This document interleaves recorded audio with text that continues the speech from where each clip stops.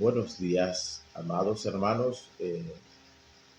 Estamos agradecidos del Señor en este precioso día para así presentarles su programa y presentarle este matutino que hacemos aquí desde esta plataforma. Les invitamos a que se suscriba a nuestro canal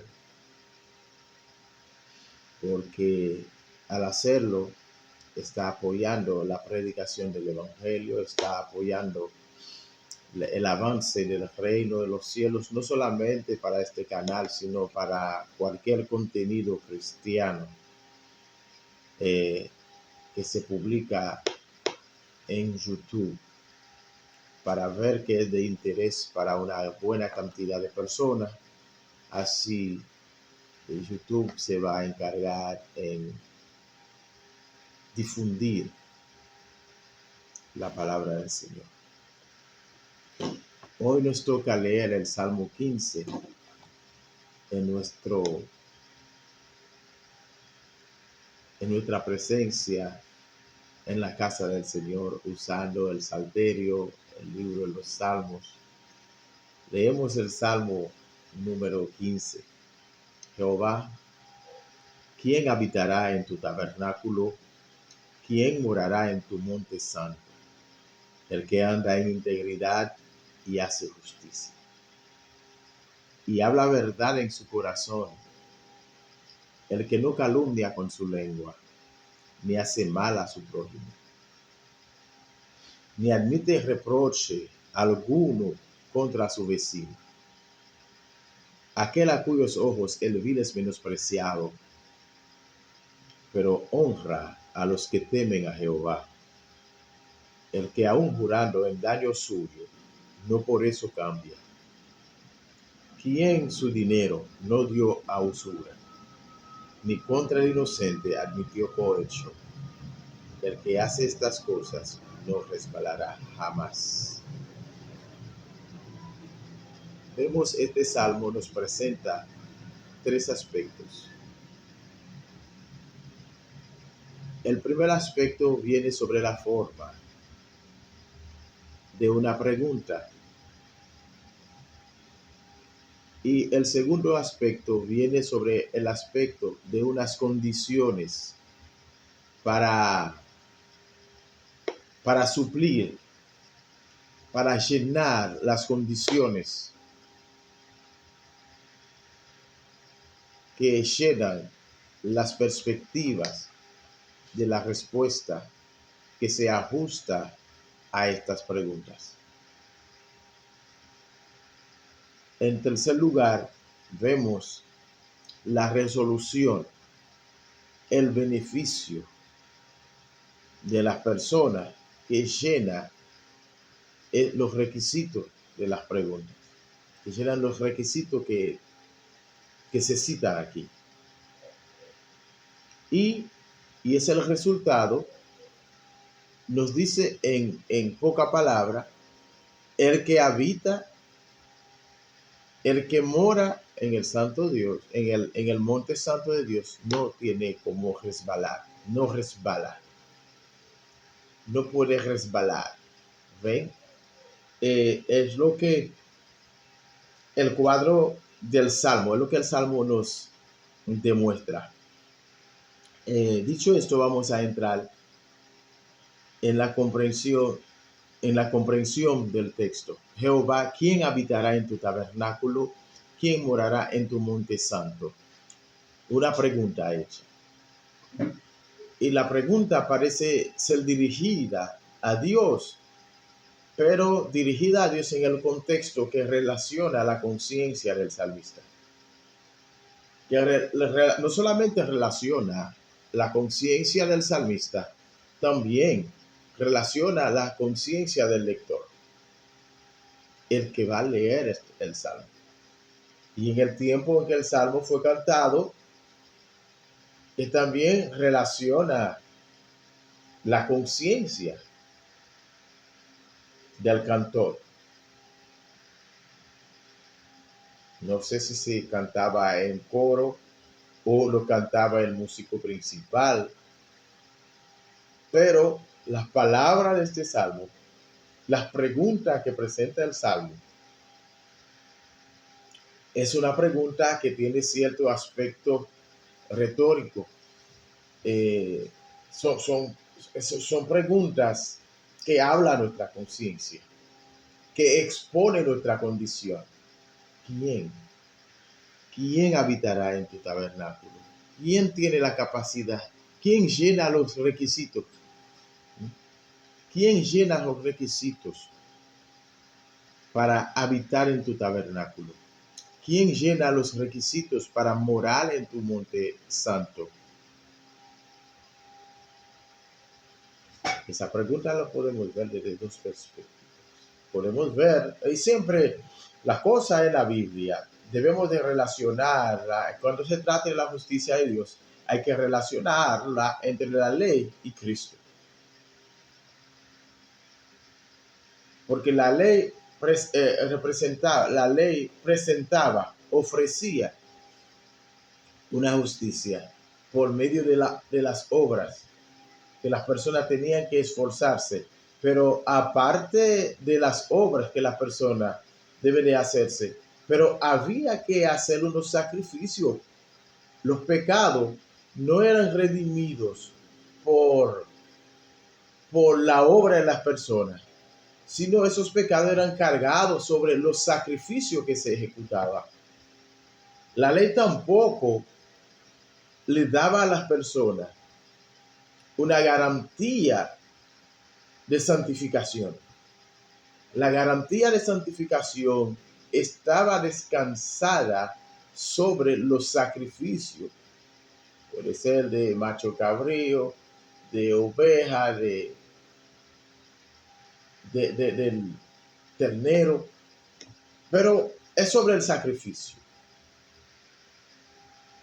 Descansaba la santidad, descansaba el, la justicia, la aplicación de la justicia. Por lo tanto, podemos ver que con Cristo nuestro pecado, nuestra justicia estaba sobre Cristo. Como la justicia de Dios tenía que ver con el hombre, entonces no era suficiente maltratar, o sea, sacrificar a un animal. Era insuficiente. Por lo que aquí el salmista nos presenta ese cuadro que ¿quién es? Sino el que anda, el que anda en integridad y hace justicia. La palabra el que anda en integridad es la persona que no está dividida. Una persona íntegra es una persona que no está dividida. No es una persona que está dividida entre el bien y el mal. Porque el ser humano no puede manejar el bien y el mal a la vez. Y el bien y el mal no se, no se puede manejarse. Uno tiene que superar al otro. Uno debe de existir. El bien y el mal es como la luz y las tinieblas. La presencia de una implica la ausencia de la otra. Porque ¿cuándo viene el desastre al hombre? Cuando el hombre aprende a conocer el bien y el mal. El bien y el mal no se compaginan, no se relacionan.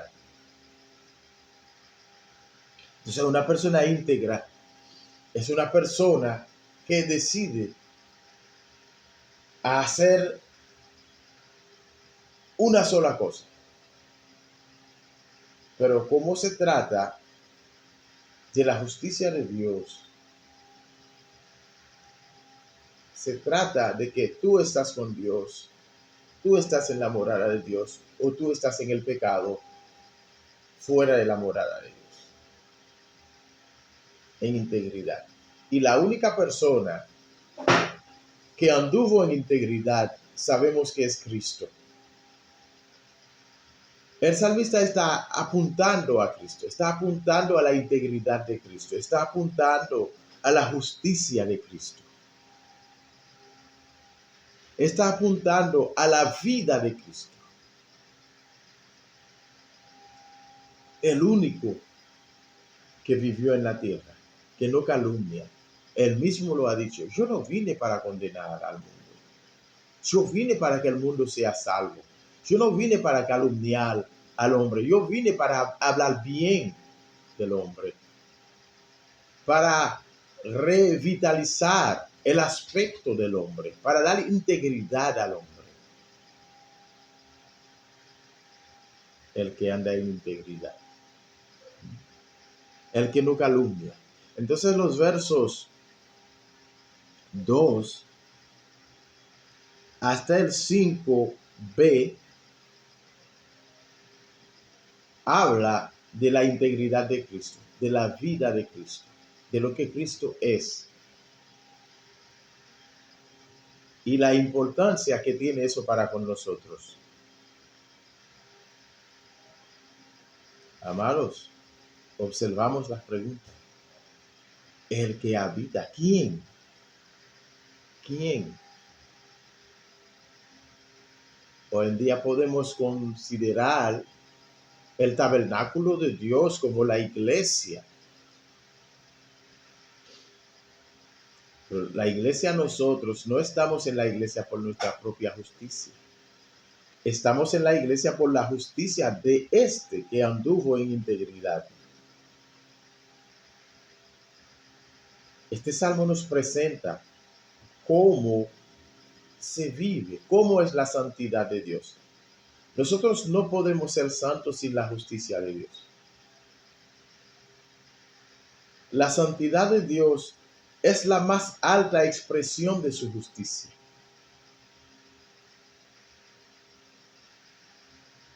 Como Dios es perfecto en todo lo que Él es, en todo lo que Él hace, su justicia es tan perfecta como su santidad.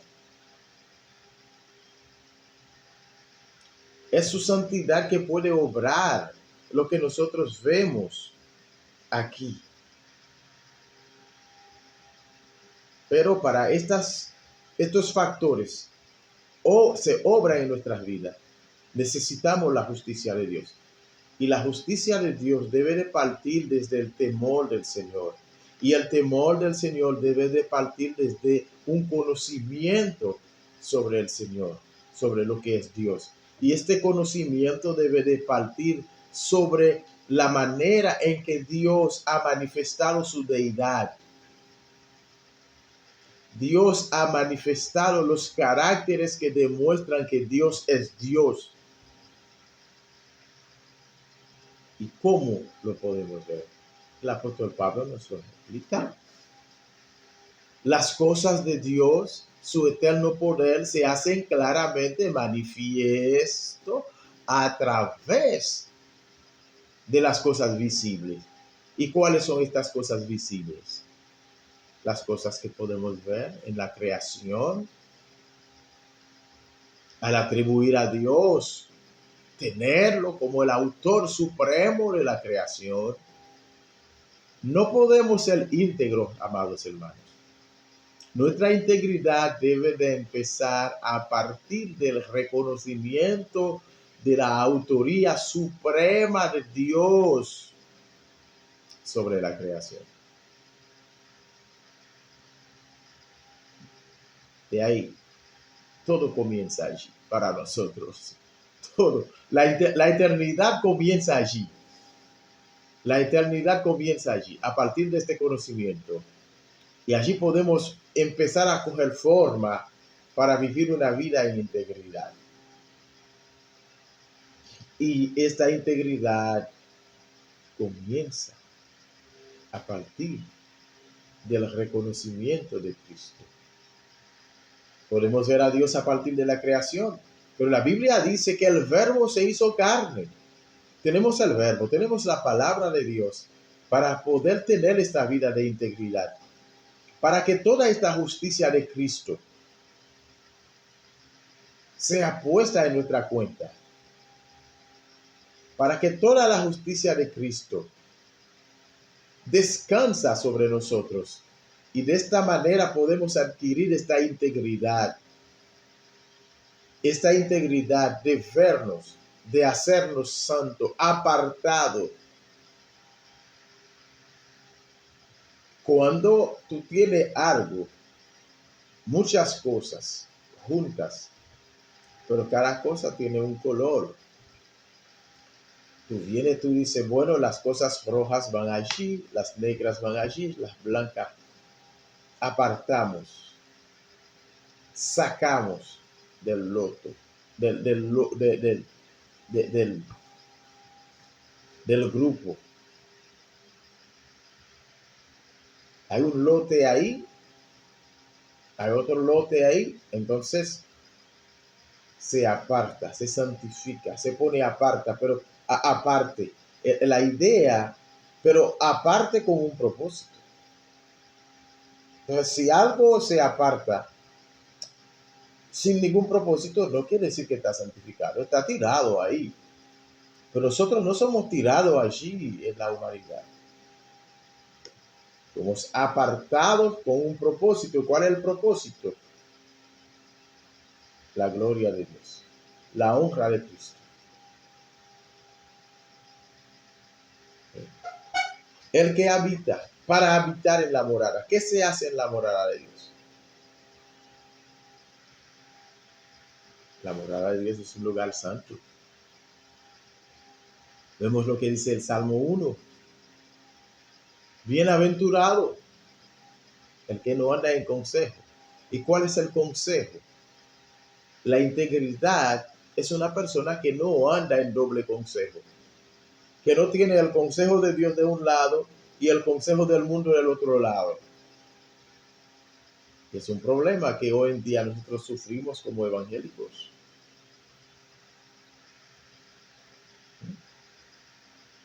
El consejo de Dios. ¿Tú estás escuchando el consejo de Dios? ¿Tú estás en su santo templo? ¿Tú estás en Cristo?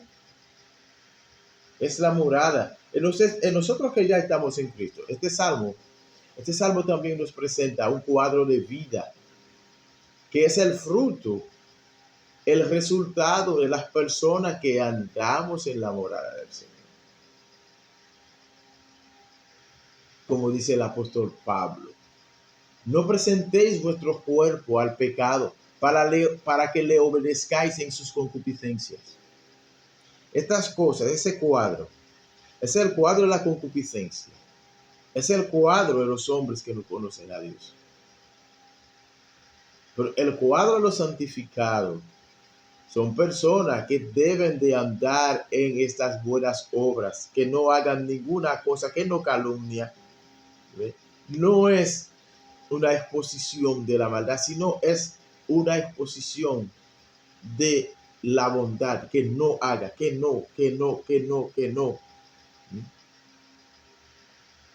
Ya, es una ley que está poniendo ahí. El que no, que habla verdad, el que anda en integridad, la parte positiva, ¿ven? Que esta después tiene una parte positiva y una parte negativa. Dice, el que anda en integridad y hace justicia y habla verdad en su corazón. Ve que la parte de la bondad solamente se resume en dos cosas, en integridad y justicia. En tres cosas, integridad, justicia y verdadero, y ser verdadero, que habla verdad en su corazón, que habla verdad en su corazón, que su corazón no tiene doblez, que habla verdad. Entonces es lo que debe de hacer, cómo debe de hacer, lo que debe de hacer, lo que no debe de hacer, no calumnia, no hace mal, no admite reproche contra su vecino. Entonces sus ojos no ve al menospreciado como vil. ¿Y cuál es el menospreciado? Todo aquel que no reconoce a Dios. Todo aquel que menosprecia a Dios es una persona vil, porque el valor del ser humano descansa en el reconocimiento del valor de Dios, en el reconocimiento de la soberanía de Dios. cualquier hombre que no reconoce a Dios es una persona vil. La vileza no es la persona que anda andrajosa en la calle. La vileza es cualquier persona que tenga corbata, cualquier persona que anda, puede ser el presidente de un país, puede ser la persona más adinerada en el mundo, y esta persona, si no tiene el temor de Dios, es una persona vil, porque el valor del ser humano descansa en el conocimiento de Dios. Descansa en el conocimiento de Dios. Vale la pena repetir. Entonces, estas personas saben menospreciar. O sea, menospreciarlo. Ahora mismo, hay mucha forma. Hay drama en la televisión, hay películas, hay cantantes que cantan cosas. ¿Ven? Y nosotros nos sentamos, no podemos sentarlo tranquilo a ver películas que hablan mal de Dios. Hay documentales que son ofensa a la palabra de Dios. Y estas personas lo escuchamos, lo aplaudimos, publicamos sus cosas. Nos sentimos nos vemos más agradable escuchar a estas personas que sentarse a escuchar la exposición de la palabra de Dios. Encontramos que es un mensaje demasiado largo. Sin embargo, podemos pasar horas viendo televisión, viendo actitudes que sabemos que la Biblia condena, viendo personas que están modelando caracteres que la Biblia prohíbe, y nos sentamos a verlo. Entonces, ¿hasta cuándo vamos a entender que nosotros, los que moramos, los que somos parte de la iglesia de Dios, hay cosas que no podemos ver?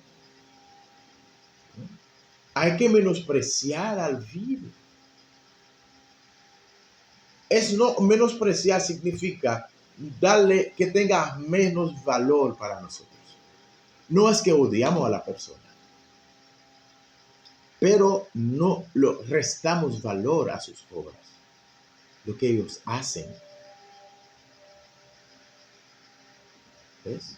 Si una persona es un hombre, si una persona es una mujer, entonces hay cosas que el hombre y la mujer, cada persona en su rol, que la Biblia ha determinado lo que puede hacer un hombre, lo que puede hacer una mujer. Dios es soberano, si Él lo ha decretado así, así es.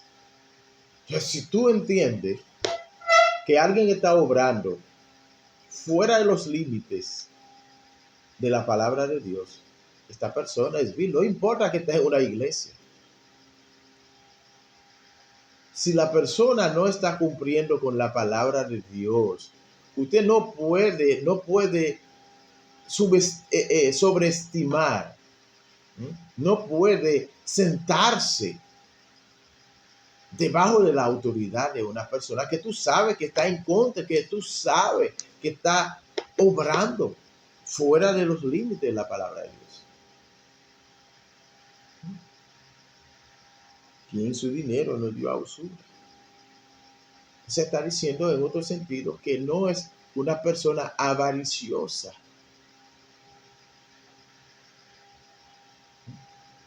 No es una persona avariciosa. Hoy en día, la gente quiere dar usura hasta al mismo Dios. No solamente que da su dinero, quieren dar usura al mismo Dios, porque a veces lo dicen a las personas, dale esto a Dios para que Dios te dé más. O sea, le prestan a Dios para que Dios lo devuelva más. Porque la Biblia nos dice que debemos de ofrendar al Señor. Ofrendar, dar a Dios con corazón agradecido, porque de Jehová es la tierra y su plenitud.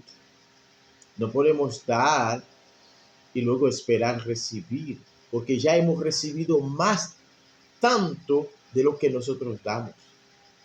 Hemos recibido la vida de Dios, recibimos la salud de Dios, respiramos el aire de Dios. tomamos el agua de Dios. El hecho de que tú estás comprando lo que tú consumes, Dios no tiene la culpa. La culpa la tenemos nosotros. Pero todo eso Dios lo da. Dios no está cobrando nada de esto. Y alguien nos dice, eh, siembra. Hermanos, Dios no da usura. La persona, cualquier creyente que va y hace esto con este propósito, está dando su dinero a usura. A usura. Está sentado en silla con los escarnecedores.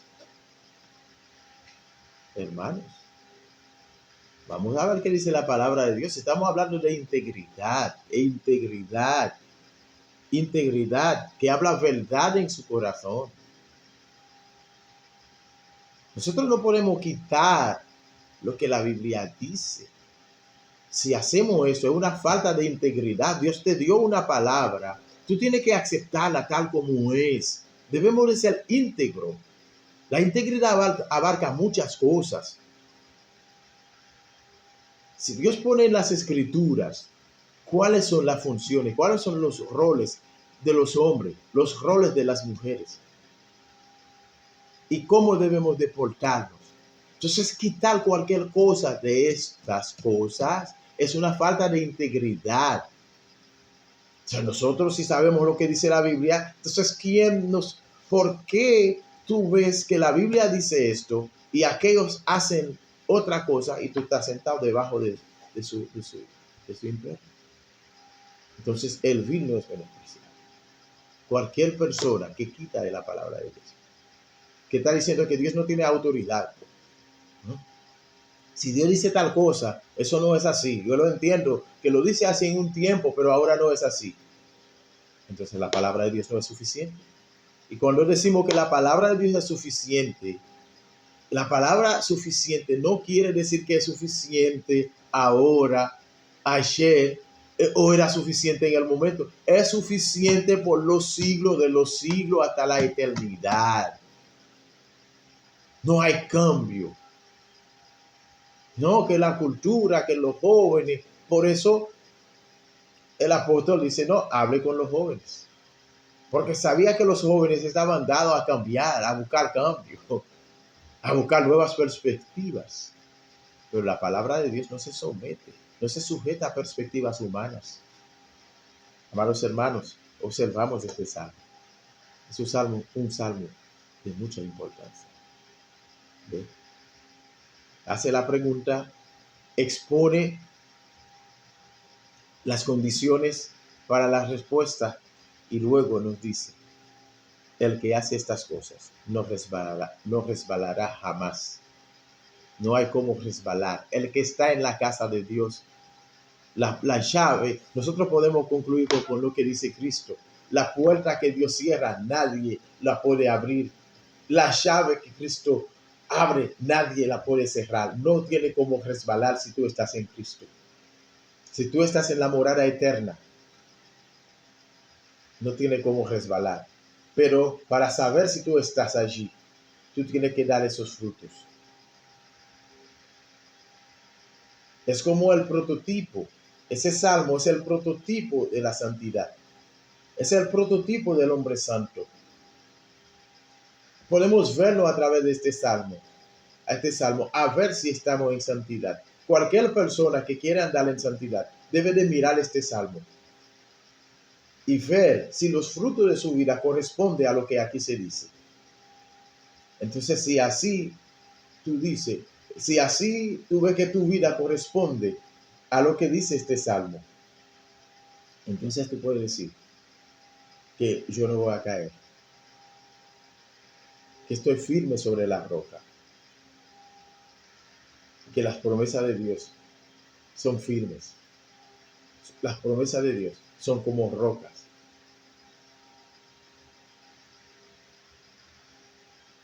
Es para aquellos que viven en fe. El que hace estas cosas no resbalará. Y para entender mejor el trasfondo de este salmo, podemos leer La segunda epístola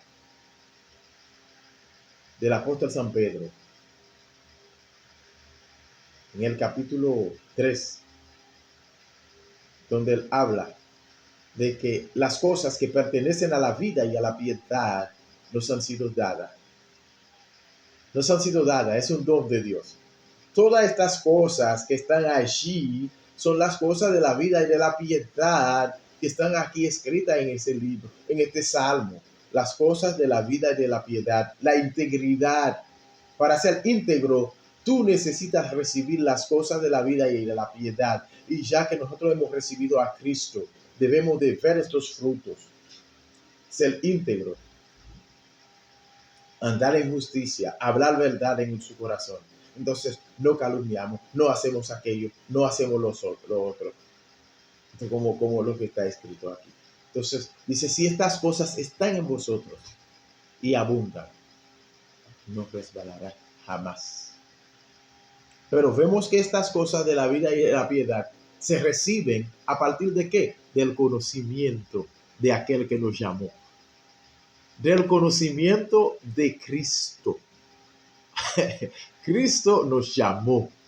Cristo nos ha predestinado para andar en estas cosas. Amados hermanos, vamos a andar en estas cosas de la vida y de la piedad. Vamos a vigilar, a ver si estamos dando frutos de acuerdo a estas cosas. Así podemos estar seguros de que no resbalamos. Dios les bendiga, tenga un buen día. Esperamos que este salmo haya sido de bendición para tu vida y que Dios te bendiga grandemente. Así que síguenos, hermanos, en tu canal Acción Bíblica. Estamos estudiando el libro de los Salmos y eso es parte de nuestro devocional matutino en nuestra iglesia Gracia y Paz. Así que mis hermanos, bendiciones y tengan un buen día. Gracias.